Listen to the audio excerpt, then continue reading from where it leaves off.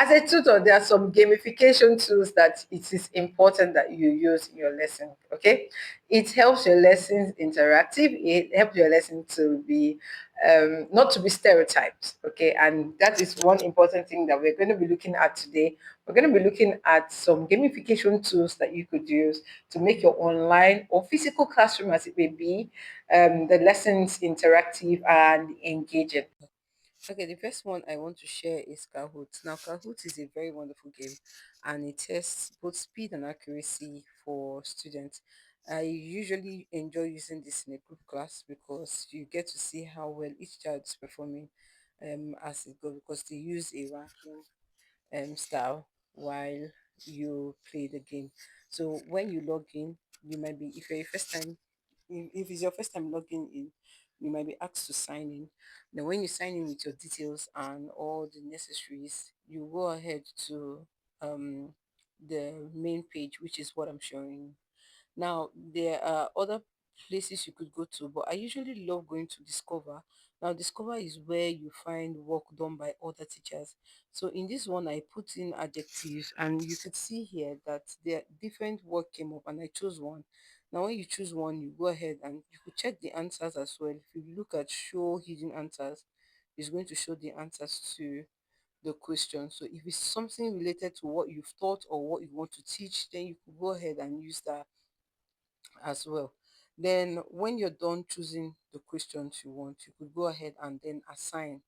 When you click on assign, it means that you are preparing them for a task, or you want to share the link to a particular task. Now, when you click on that, you're going to see different modes you could choose to make your work beautiful. So this one is the classic mode.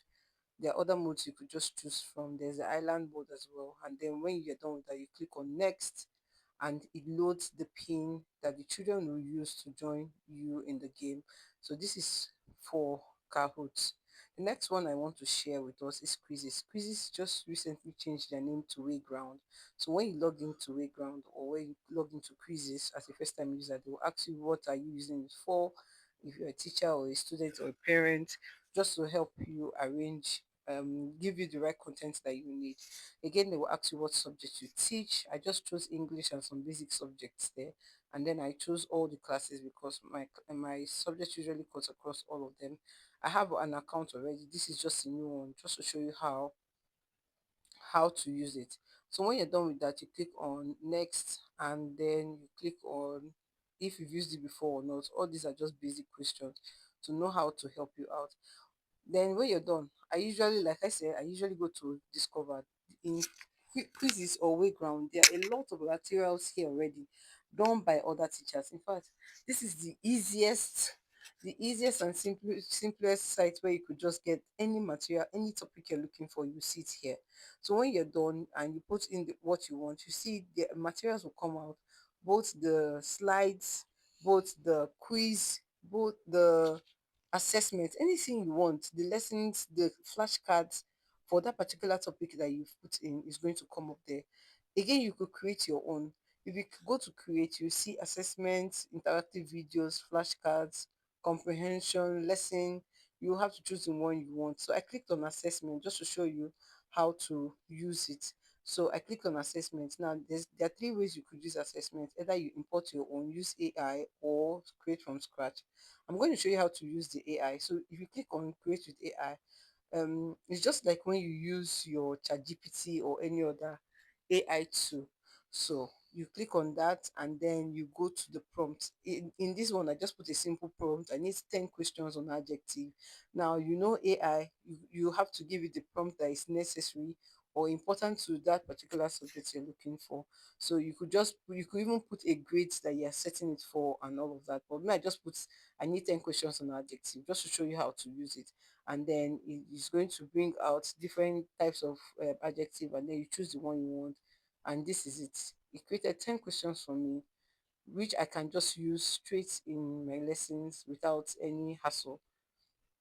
When you're done with this, you're going to click on publish.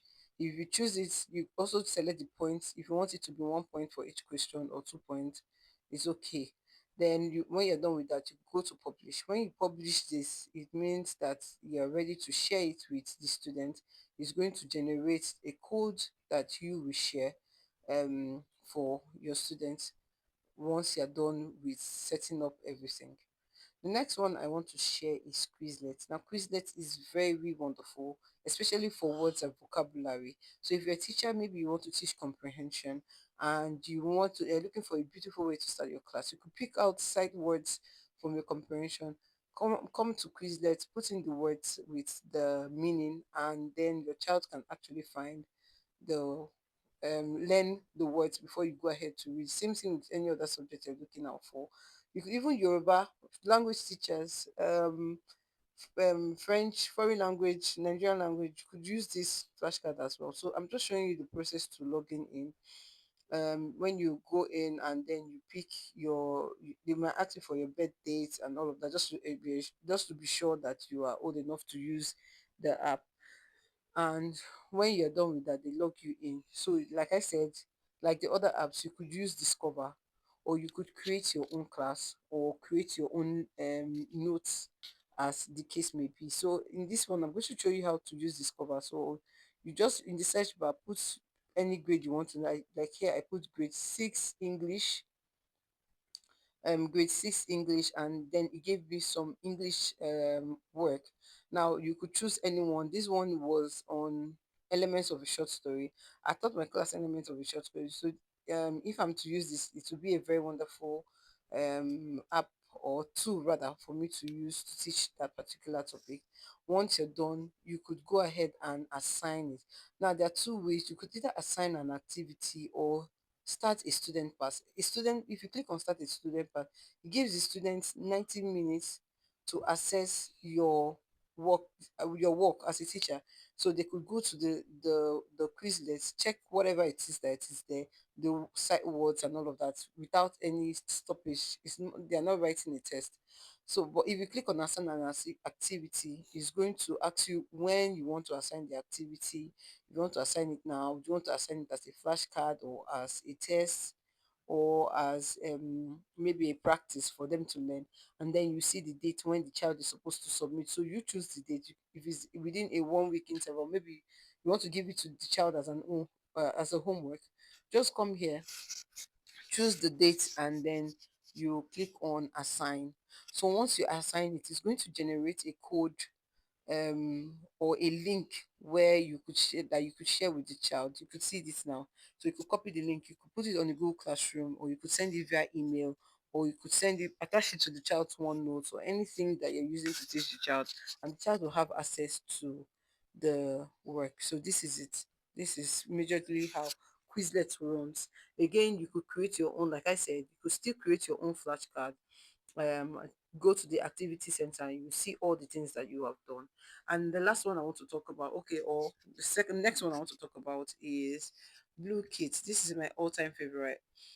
My children and I love this one so much, and it's a very wonderful tool. Like I said, Blue Kit is not restricted to just maths, English, science. There are other ones, cartoon games, world country games, anything you're looking for. Summer Travel, you could see on, as you could see on my screen. But I went to discover, I click on adjectives, and when you look for the game that you're looking for, or when you see the game or the particular one that you think is the same thing with what you're teaching, go to the host, and then in the host you see different type of games. I usually love Good Quest. You could set your timer, 2 minutes, 1 minute, 3 minutes, and then go ahead to host. When you host it, it's going to load again and generate a code for you that you could share to your students. Now when you share the link to your students, they go ahead and start playing. So this is a short game I played with my students. As you can see here, I played this game with my students, and we had fun.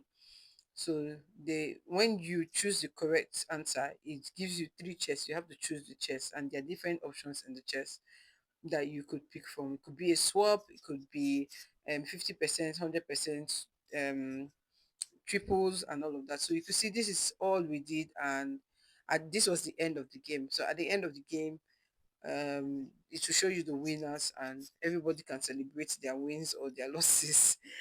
Then finally, the last one I want to share with you is Currypod. Now, Currypod is another interesting game or another interesting app where you can um, use to teach your children. However, I use Currypod most especially. This is especially for English teachers, not for maths or science. This is basically for English teachers. I use this for writing, so you could go ahead and explore the app as well. I hope you've learned some of these tools that you could use. Again, there are some other tools like Ed Puzzles, Teach Flix. There are a lot of them, but these few ones I've shared, I hope that you are going to incorporate them into your learning. And I'm going to share more of these tools as I continue in the channel. Please always turn on your notifications or smash the subscribe and follow button. And I'll see you in my next video. Bye.